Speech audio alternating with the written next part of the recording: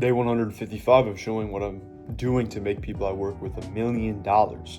And like just overall, collectively, not everybody, of course, but collectively $1 million when within the time that I'm working with them. I've been tracking this rigorously and consistently since July of like 2025. However, before that, I had made people tens of thousands, hundreds of thousands of dollars, 100%, well, including myself, right? Ended up having a little bit of a fall off, just giving you a bit of an update if you're not updated on the story. And then I was basically making like $1,000 a month and not making my clients very much. I actually didn't have very many clients at the time. I had like one partner that we kind of fell out. We didn't really have anything going on. I had one coaching client, I think, or two or something. Yeah, so it wasn't as hot as I would like it to be, to say the least. So now what I'm doing is I just got ready to head out to the gym. Gonna head out there, come back after a couple hours. It'll be early afternoon time, eat some more food, and then get to work.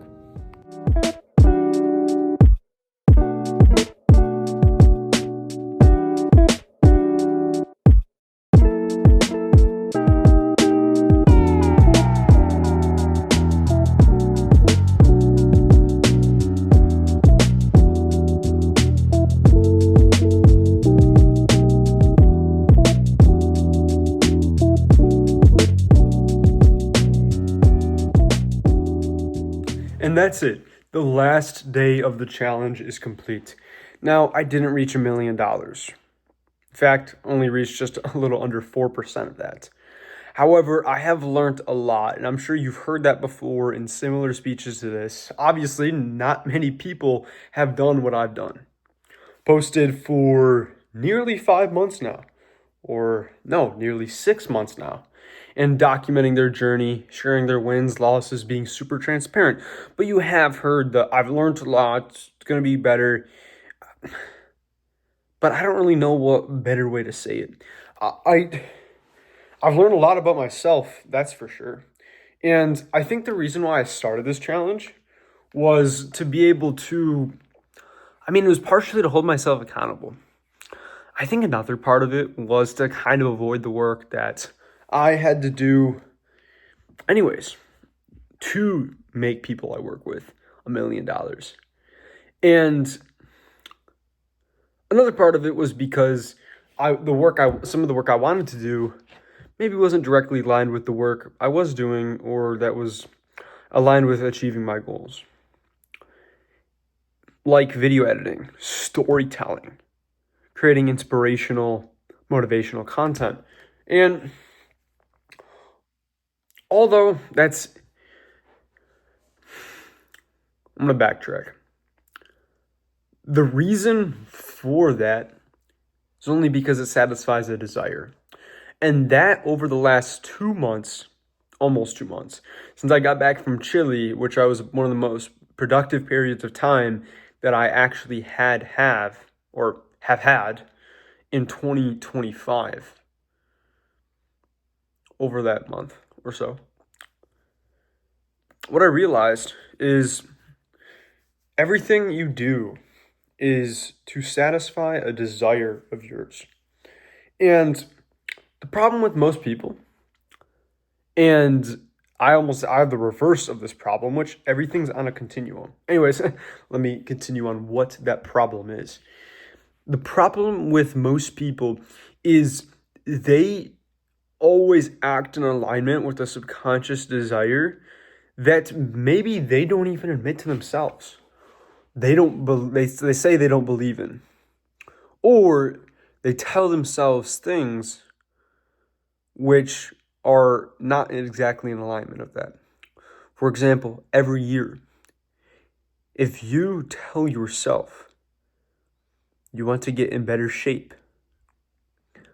but your actions do not align with you getting in better shape, physically, maybe mentally, well, there's got to be a reason for that.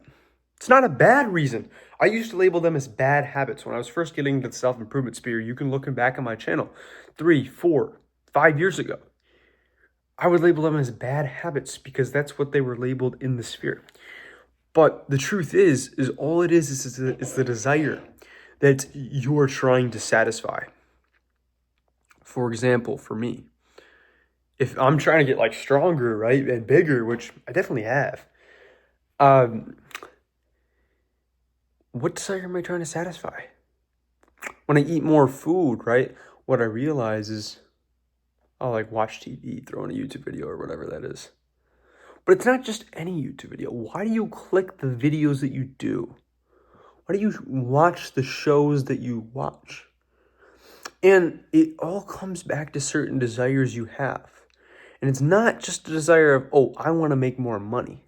I want a car. I want this. I want that. No, it is a desire of community, of freedom, of competition. And if you don't know what desires are based off of, in other words, why you hold that desire consciously or subconsciously valuable, then you're going to continue to act in alignment with something you tell yourself you don't want to. And a lot of the time, people don't know what that thing is. And they don't even tell themselves that they're doing anything like this, or they don't tell themselves they need to improve, change, or anything like that, because they aren't acting in alignment with that desire either. So you kind of have two ends of the spectrum. You have the people who are consciously and subconsciously aligned. Consciously, they know, oh, it's really four ends, actually. It's like a T shape, sort of. They are aligned. Dude, that light is really bothering me. I'm sorry. I'm sorry. What am I going to do about that? I guess that's a little better. Yeah, anyways, so they're aligned. And they're aligned consciously, and they're aligned subconsciously.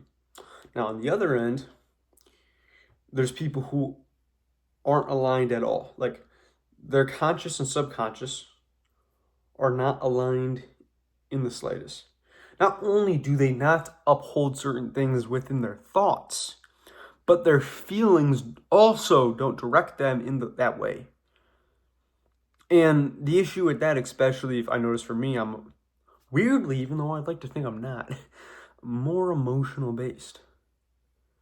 And the reason I notice this, well, of course, you can say all humans are, but my point is like, when I'm around other people, like a community of other people that are working hard, putting in the effort, I take from that energy and emotions that I feel to be able to put that into my work. However, if it's not that like that, or if I'm in an environment that emotionally makes me align with another desire that I also value, because you can value multiple things, then I might lean more into that one. And you also have people that consciously, they can say, yes, I do know this. Like for me, I know for sure that there's client work and there's people I've worked with that I could have worked harder for. Not only harder, because working harder isn't the most important thing, but also critically thinking about it and actually being aligned to that work in a way that allows you to gain that momentum that I'm sure you felt in something. I don't know what it is, but I felt the momentum when I was getting to the peak of lifting, and I'm actually getting back to that now. I'm nearly as strong as or stronger in all my lifts. I weigh more than I ever have, which is good for me, by the way. Most people, a lot of people, especially in America, they want to lose weight. For me, I've been trying to gain weight, and it's worked quite well. Anyways, there are, to get back to the point, conscious thoughts, like I was saying. I know I could have been more aligned and worked harder for certain clients in different time periods. For example, July to August, I had certain partners and clients that I had to work with. From November to December, same thing. And in those periods, I had noticed that I was doing things which, although are in alignment with certain desires, they're not productive activities that allow me to get to where I want. That doesn't mean give up on my goals because I don't emotionally feel like it.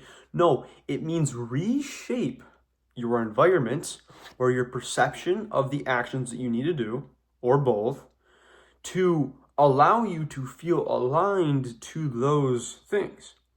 And then over time, identify and reshape what your desires mean to you. I just thought that would be important to share. And of course, on the other end of the spectrum, you have people who are subconsciously aligned, but not consciously. They might be able to go through life, and it's probably the more successful people, for example, in sports or other things that you might see. I mean, I'm just giving sports an example because it is a pretty good example. Like, they might be a great athlete, or a great thing is because subconsciously they're aligned, but consciously they're not always thinking like, hey, how can I improve in this thing or this thing? But because there is alignment between that and the end outcome, there has been more progression. And the truth is that you can't just call a habit bad or good. It's just, are you in alignment with that thing, consciously and subconsciously? And what is that aligned with? What desire is it aligned with? And why do you value that desire in the first place? Like for me, I liked lifting and I liked the gym kind of community. Part of it was community, like just the community aspect in general. But a part of it was the competition, not only with other people, with myself to get better and stronger. Another part of it was acceptance. Right? Oh, you like at the start, this is not as much anymore, but at the start, when most people start working out, you're like, oh, you want other people to accept you, look at you the right way. But as time went on, it was really just about the competition, also making myself feel better, live longer, live higher quality. And I just want to end off with saying, I think that self-reflection and analysis is important. You just need to couple that with consistent execution that's in alignment with desires. Phone just ran out of storage, but we're good to go now. So yeah, that are in alignment with actions that are actually productively helping you get to your goal. And not just any actions, but that's why I said productively, because they're helping you actually also build skills that are going to be necessary. So, because there are certain times where you're just going to have to use that discipline. What I mean by this is you're doing something with a lack of reward. So you're doing a hard thing, not because you're going to get something out of it, but because there is a reward, or there isn't a reward just because you know that that's something that can help you get to the next stage. Interesting thing is that you can actually align yourself with that to help you learn the behavior to act within alignment to that skill, which discipline is a skill. And I just think that is very important to keep in mind, at least for myself, and I know for a lot of people, no matter what part of the spectrum you're on. So, I am going to do 2026 push-ups for the first day of the year. I did 2025 on the first day of 2025, and I'm going to do it this year as well. It's going to help me start off the right note, mentally and physically. Sure, I'll be sore. Sure, I'll be tired. So what? So, with that said, I am going to continue some sort of series like this. Might not be right away, and it might not be the exact same way. I thought about, earlier on in the year, hey, just continuing exactly how it is. Oh, or then I thought, hey, let me add an outcome to it, or like a more consequence if I don't get the outcome I want. So it's $1 million by my 19th birthday in June, or I have to go homeless in my car until it happens. Just to give an example. But like I said in an earlier video, I don't want to make that decision yet. I'm going to make it after some reflection tomorrow, or I guess technically today because it is the 1st of January in 2026. And the reason for that is, well, simply I didn't make it before, is because I think I've more prioritized being present and making decisions based on the information you have readily available, and that's actually impactful in the moment, not in the future. Now, that doesn't mean you push off decisions, because I'm making it today, which means I'm going to start working on whatever it is the same day or following. But what it does mean is you need to be able to prioritize. Because if not, you're going to stay stressed and in this constant anxious mindset of, oh, I need to make a decision on this and this and this and this. And then you might forget it or whatever. Anyways, point is just prioritization.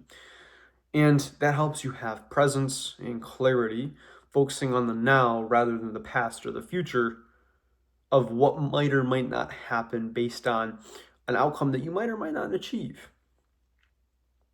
And then you're going to be able to, well, grow.